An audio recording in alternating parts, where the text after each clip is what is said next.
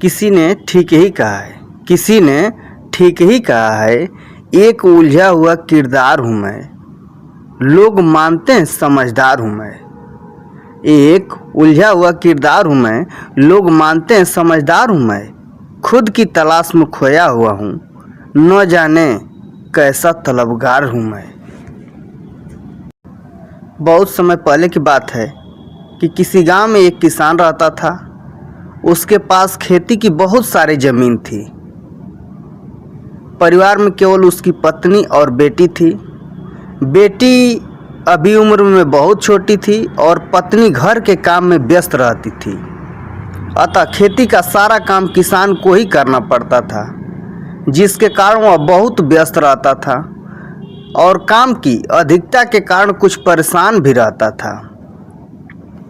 उसकी एक खासियत थी कि वह प्रभात और संध्या में भगवान की पूजा अर्चना अवश्य करता था। यह उसका नित्य का नियम था। चाहे कुछ भी हो जाए, लेकिन वह अपने इस नियम का पालन अवश्य करता था। एक दिन भगवान उसकी भक्ति से इतने अधिक प्रसन्न हो गए कि वे उसके सामने प्रकट हो गए और बोले, मैं तुम्हारी दृढ़ श्रद्धा भक्ति से अत्यंत प्रसन्न हूँ। बोलो तुम्हें क्या चाहिए।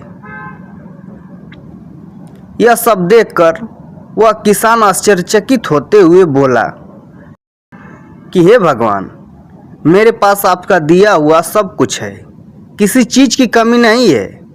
कमी है तो केवल एक कुशल कार्यकर्ता की। मुझसे अकेले सब काम नहीं होता। पत्नी घर के कामों में व्यस्त रहती है। पुत्री अभी छोटी है और बड़ी भी हो जाएगी तो वह तो ठहरी पराया धन। उसे भी तो एक न एक दिन सामाजिक परंपरा का निर्वहन करते हुए विवाह के बंधन में बंधना ही है। अतः संभव हो तो मुझे एक ऐसा कुशल कार्यकर्ता दे दीजिए जो मेरे काम में मेरा हाथ बटा सके। यह सुनते ही भगवान बोले तथास्तु और अंतर्ध्यान हो गए। अब उनके स्थान पर वहां एक हट्ठा कट्ठा जिन खड़ा था।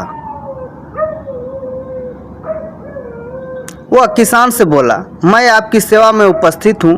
आप जो भी काम कहेंगे मैं उसे अवश्य करूँगा। आपकी आज्ञा मेरे लिए शिरोधार्य है, लेकिन मेरी एक शर्त है कि मैं खाली नहीं रह सकता। हाँ, आप इस बात का ध्यान अवश्य रखना कि अगर मैं खाली रहा, मुझे कोई भी काम नहीं मिला तो मैं तुम्हें ही खा जाऊंगा। बाकी मेरे लिए आपको कोई चिंता नहीं करनी है कि क्या खाएंगे, क्या पिएंगे, कहाँ रहेंगे, क्या पहनेंगे। इस प्रकार की किसी भी बात की आपको चिंता नहीं करनी है। उसकी ये सब बातें सुनकर किसान मन ही मन मुस्कुराते हुए सोचने लगा कि मूर्ख है, शायद इसे पता ही नहीं है कि मेरे पास कितना काम है। इसे सांस लेने तक की फुर्सत नहीं मिलेगी। किसान ये सब सोच ही रहा था कि जिन बोला, आप देर मत करिए और मुझे फटाफट मेरा काम बताइए, मेरी ड्यूटी शुरू हो गई है। किसान अमिताभ के स्टाइल में बोला, ठीक है, आपका समय शुरू होता है। अब सबसे पहले तुम जाओ और मेरे सारे खेतों के चारों ओर बाड़ लगा कर आओ, जिससे खेतों में जंगली जानवर न घुस सके। इतना सुनते ही जिन बोला, जैसी आपकी आज्ञा मेरे आका, और चला गया खेतों की ओर। किसान सोचने लगा, अब मुझे आराम मिलेगा, मैं सारे काम इस जिन से करवाऊंगा और खुद चैन की बंसी बजाऊंगा। लेकिन यह क्या, जिन तो पल भर में ही वापस आ गया। किसान सोचने लगा कि वैसे ही डींगे हाँक रहा था,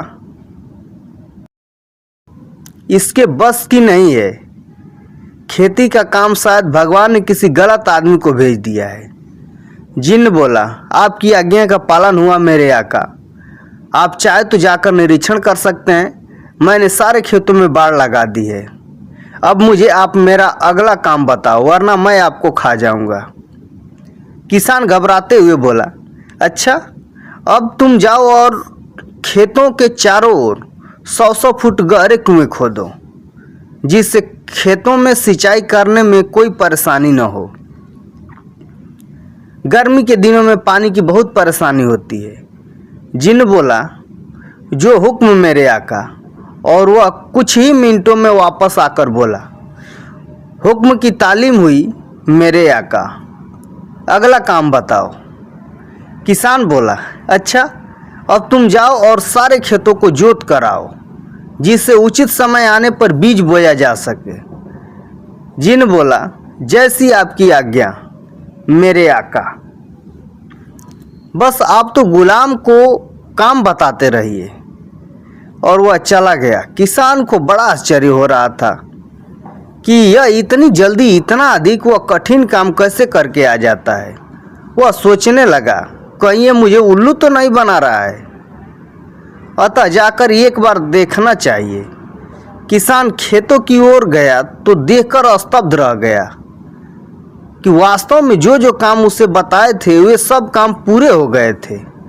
अभी वह यह सब देख ही रहा था कि जिन्न आकर बोला, काम पूरा हुआ मेरे मालिक, अगला काम बताइए, वरना मैं आपको ही खा जाऊंगा। यह मैंने पहले ही आपको बता दिया था, अतः विलंब न करें। अब किसान बारी बारी काम बताता जाता और वह कुछ ही क्षणों में उस काम को करके आ जाता और कहता, काम बताओ वरना तुम्हें खा जाऊंगा। धीरे धीरे किसान के सब काम समाप्त हो गए, होते भी क्यों नहीं। भला वह ठहरा जिन्न, उसके लिए कोई भी काम कठिन नहीं था। किसान देवता मुसीबत में फंस गए कि क्या करें, अगर जिन्न महाराज को काम नहीं मिला तो वह मुझे ही खा जाएगा। यही सोचकर किसान बेचारा दुखी हो रहा था कि उसको याद आया कि अब तो भगवान ही कोई उपाय बताए या कर सकते हैं, जिससे मेरा काम भी होता रहे और मैं जीवित भी रह सकूं। लेकिन यह क्या, वह सोच ही रहा था कि इतने में जिन्न महाराज बोले, अगला काम बताइए। किसान मन ही मन बोला, आ जा बेटा, मैं तेरा ही जुगाड़ कर रहा हूँ।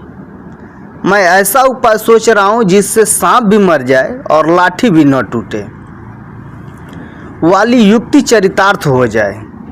किसान बोला, आओ आओ मेरे सर्वश्रेष्ठ कर्मचारी, मैं तुम्हारे काम के विषय में ही सोच रहा था।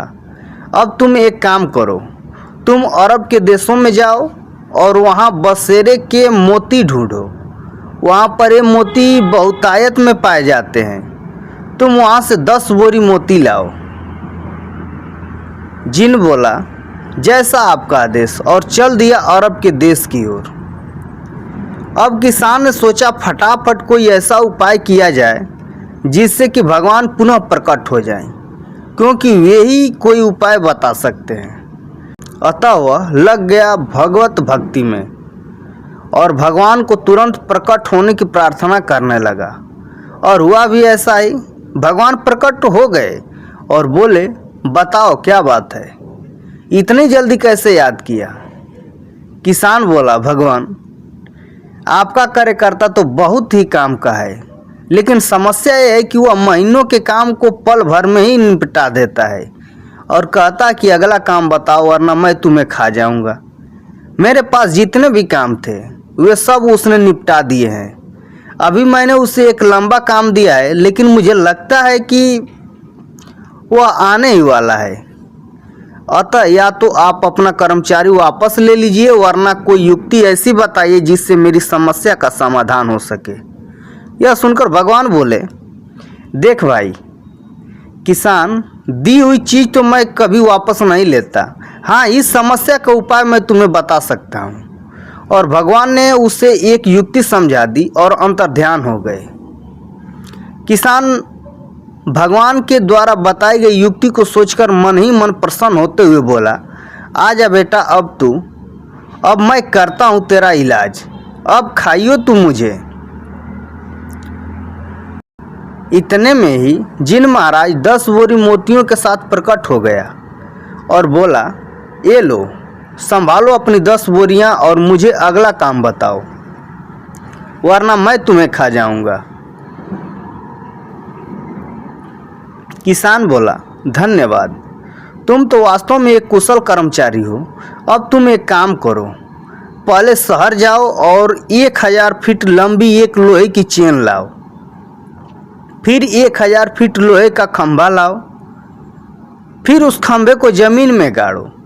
तत्पश्चात चेन का एक सिरा खंभे में बांधो और दूसरा सिरा अपने गले में बांधो, और जब तक मैं तुम्हें न बुलाऊं तब तक तुम उस खंभे पर चढ़ो उतरो। बस यही काम है तुम्हारा। जिन ने वैसा ही किया। अब जब भी किसान को कोई काम करवाना होता तो वह उससे करा लेता और बाकी समय में उसे फिर लगा देता खंभे पर चढ़ने उतरने के लिए। अब किसान भी खुश और जिन महाराज भी मस्त। कहानी से सीख। मित्रों, ये कहानी किसी और की नहीं अपितु हम सब की है। वह जिन कोई और नहीं बल्कि हम सब का मन ही है।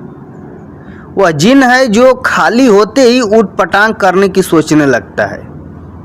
अतः हम सबको प्रयत्न करना चाहिए कि जहाँ तक हो सके अपने मन को अच्छे कामों में लगा कर रखना चाहिए, वरना यह हमको ही खाने लगता है। कहा भी जाता है कि व्यस्त जीवन स्वस्थ जीवन। यह मन ही हमारा शत्रु होता है जब हम बुरे काम करते हैं, और यह मन ही हमारा मित्र होता है जब हम अच्छे काम करते हैं। और यह एक विचित्र संयोग है कि अच्छा भी यही कराता है और बुरा भी यही कराता है।